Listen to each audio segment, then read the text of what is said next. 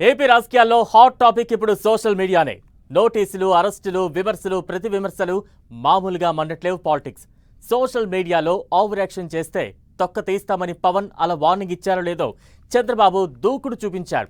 Social మీడియాలో దారుణాలకు check పెడదాం, చట్టం తీసుకొద్దామంటూ ఇప్పుడు పవన్ మళ్లీ ఓ సూచన చేశారు. దీంతో చకచకా పావులు కదులుతున్నాయి. ఇంతకీ ఏంటా చట్టం? ఆ బ్యాచ్కు ఇక చుక్కలు ఖాయమా?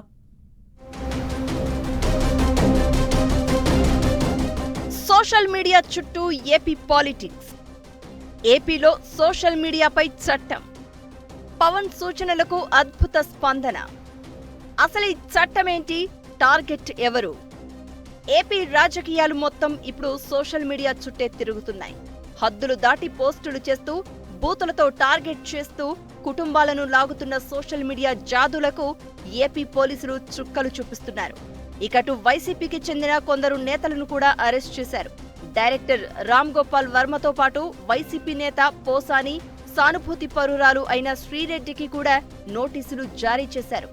చంద్రబాబు, పవన్, లోకేష్ తో పాటు హోంమంత్రి అనితపై సోషల్ మీడియాలో అనుచిత వ్యాఖ్యలు చేశారు అని వీరిపై కేసులు నమోదు కాగా వీరి అరెస్టుకు దాదాపు రంగం సిద్ధమైందన్న ప్రచారం జరుగుతోంది. అయితే సోషల్ మీడియా అరాచకాలకు చెక్ పెట్టేలా ఏపీ సర్కార్ కొత్త చట్టం తీసుకొచ్చేందుకు రెడీ కావడం సరికొత్త సంచలనాలకు కారణమవుతోంది. సోషల్ మీడియా దారుణాలపై డిప్యూటీ సీఎం పవన్ కళ్యాణ్ మొదటి నుంచి ఫోకస్ పెట్టారు.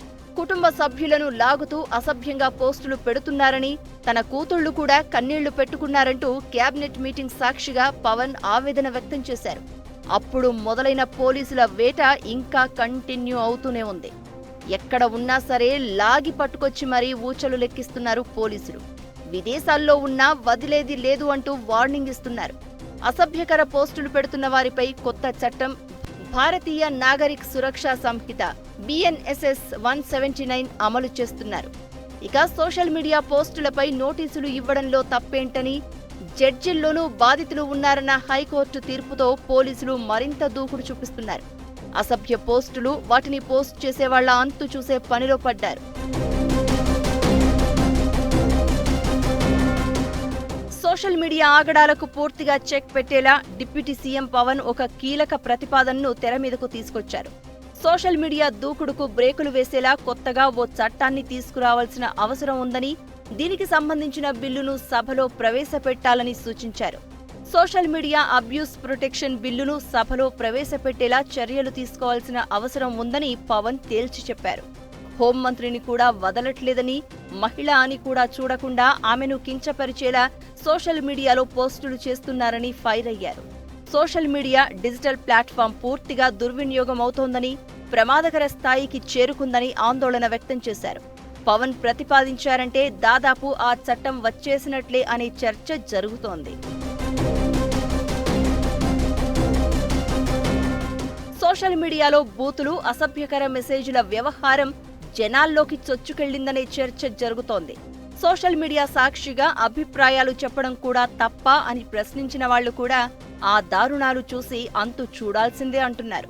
ఇలాంటి పరిణామాల మధ్య పవన్ ప్రతిపాదనపై పాజిటివ్ రెస్పాన్స్ కనిపిస్తోంది. రాజకీయ వర్గాలు, సినీ ప్రముఖులు, సాంకేతిక రంగం నుంచి కూడా ఈ నిర్ణయాన్ని సమర్థిస్తున్నారు. రాజకీయాలు మాత్రమే కాదు, సినిమా, వ్యాపారం నుంచి సామాన్యుల వరకు ప్రతి ఒక్కరూ సోషల్ మీడియా బాధితులే అన్న మాటను జనాల్లోకి ఏపీ సర్కార్ సక్సెస్ఫుల్ గా తీసుకెళ్లింది. దీంతో పవన్ ప్రతిపాదించిన సోషల్ మీడియా అబ్యూస్ ప్రొటెక్షన్ బిల్లును తీసుకురావాల్సిందేననే డిమాండ్లు కూడా వినిపిస్తున్నాయి. దీంతో ఈ చట్టం త్వరలోనే అమల్లోకి రావడం ఖాయంగా కనిపిస్తోంది. పవన్ ఓ అంశాన్ని లేవనెత్తడం, చంద్రబాబు యాక్షన్లోకి దిగడం, పర్ఫెక్ట్ కోఆర్డినేషన్తో ఈ ఇద్దరూ ఒక్కో సమస్యకు ఫుల్ స్టాప్ పెడుతున్నారనే అభిప్రాయాలు వినిపిస్తున్నాయి. ఇక పవన్ ప్రతిపాదించిన బిల్లు అమల్లోకి వస్తే సోషల్ మీడియాలో అసభ్యకరమైన పోస్టు చేసేవారికి చుక్కలే. అరెస్టుల తర్వాత ఇప్పటికే సోషల్ మీడియాలో ప్రతి ఒక్కరూ అలర్ట్ అయ్యారు. ఈ చట్టం వస్తే వేధింపుల సంస్కృతికి పూర్తిగా చెక్ పెట్టొచ్చు అన్నది ఏపీ సర్కార్ ఆలోచనగా కనిపిస్తోంది.